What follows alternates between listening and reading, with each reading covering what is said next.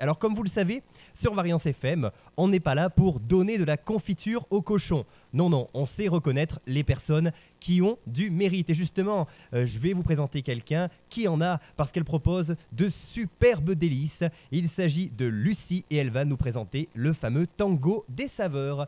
Bonsoir Lucie. Bonsoir, On est ravis de vous avoir avec nous sur Variance FM, c'est un plaisir. merci pour l'invitation. Eh bien écoutez, on est là pour vous valoriser, surtout que vous serez présente, comme tous les invités de ce soir, à la fête donc des sorcières de Châteldon qui aura lieu demain tout au long de la journée. Alors Lucie, j'ai plein de questions à vous poser sur votre activité.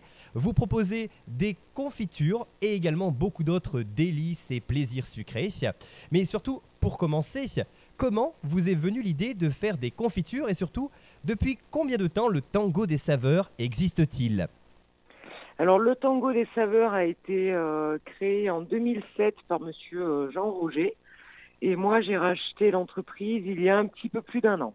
C'est une confiturerie artisanale, donc un travail à l'ancienne et voilà, et on s'amuse avec les fruits. Et oui, parce que faire de la confiture, c'est également très amusant et les auditeurs pourront peut-être le découvrir demain. Qui sait, vous allez peut-être faire de la confiture directement sur place. Alors non, je ne vais pas en faire sur place. Par contre, toutes les confitures exposées pourront être goûtées avant.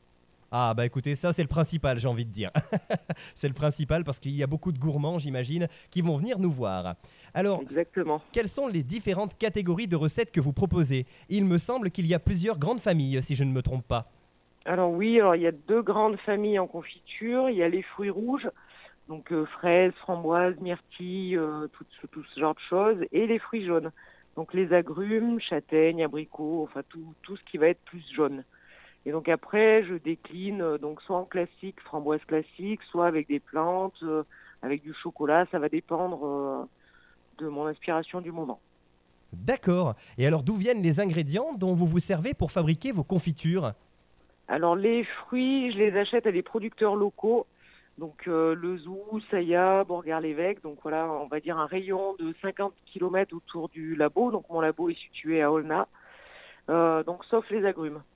Les agrumes sont majoritairement français, ils sont bio pour le coup parce que j'utilise la peau, mais ils viennent pas pour l'instant du local. Oui, Dans puis 10 ans peut-être, mais pour l'instant non.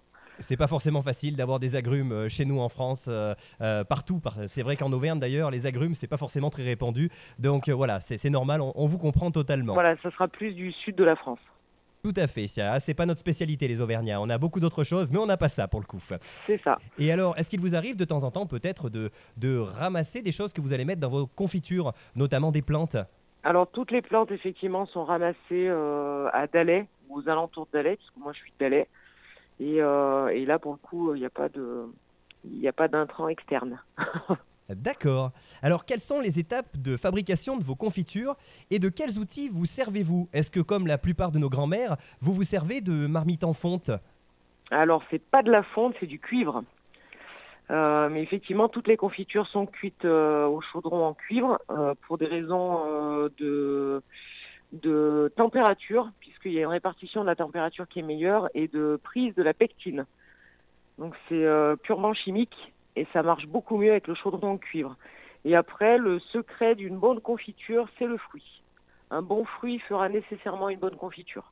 D'accord, oui, donc c'est important de bien les choisir dès le départ et j'imagine que c'est ce que vous faites, évidemment. Ben, c'est pour ça que je m'adresse aussi à des producteurs locaux et qu'on travaille en confiance tous ensemble.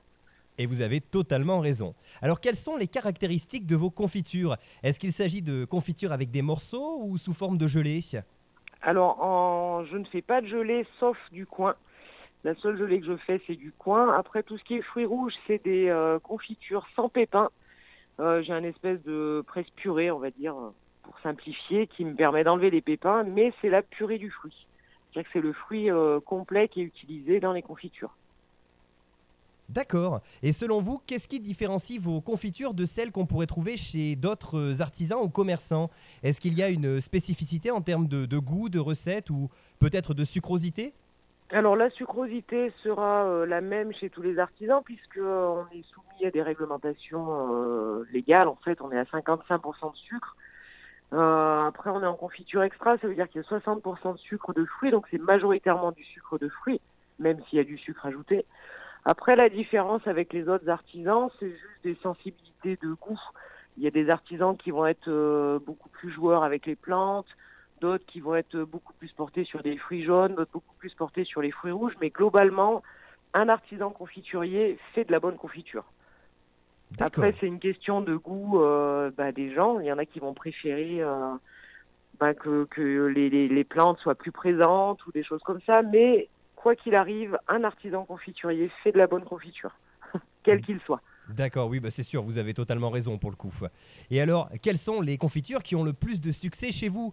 J'ai envie de dire, celles qui dépotent, hein, c'est le cas de le dire, auprès de votre clientèle. Ah, ça sera la myrtille. Donc la myrtille sauvage, elle vient du col du Béal. Et c'est celle c'est le best-seller du Tango des saveurs depuis des années. Et D'accord. après, on va plus partir sur ce qui est framboise ou fraise. Donc les fraises viennent de Lezou, donc chez Monsieur Brivary, hein, la ferme d'Ornon, pardon. Et donc là, tout ce qui est fraise, ça marche très très bien aussi. Et quelles sont les recettes les plus originales que vous ayez eu l'occasion de créer au Tango des saveurs? Alors, ça va être la perle noire des volcans. Donc c'est un mélange de myrtille et de gentiane. Donc une légère amertume en fin de bouche qui vient rehausser la myrtille. Ah oui, ah sympa, ça donne envie de goûter. Bah vous savez quoi? Je crois que je viendrai sur votre stand demain, moi, hein. J'irai y faire un tour pour le coup. Eh ben, pas de problème. Ça donne envie, là, ça c'est clair.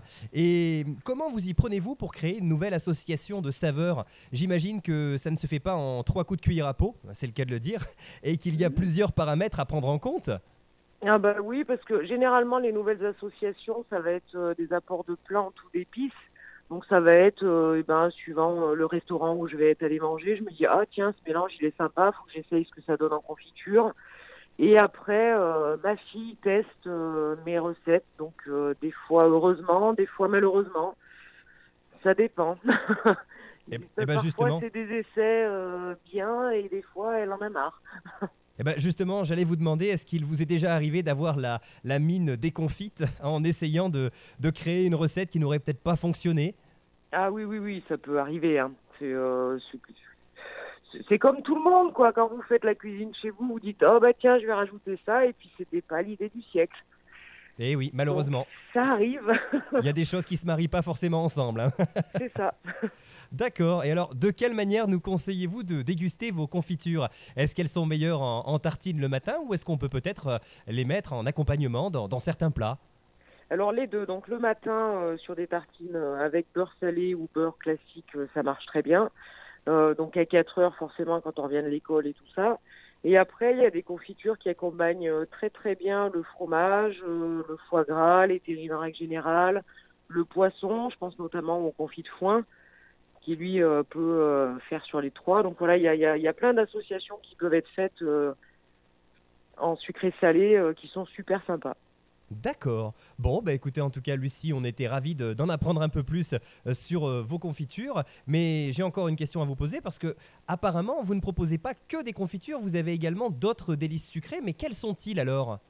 Alors effectivement, donc toujours dans le thème du sucre et du fruit, donc je fais des sirops, donc sirop de plantes ou des sirops de fruits, donc à base du jus de fruits que j'évapore, enfin c'est vraiment à base de fruits. Après vous avez aussi des caramels à tartiner, donc ça c'est pour les super gourmands, hein, pour les crêpes, le soir devant la télé quand le film n'est pas terrible, ça marche bien. Après, vous avez tout ce qui est accompagnement, donc les crèmes d'ail, les pestos pour l'apéritif, les chutneys pour la période de Noël, et vous avez aussi les compotes.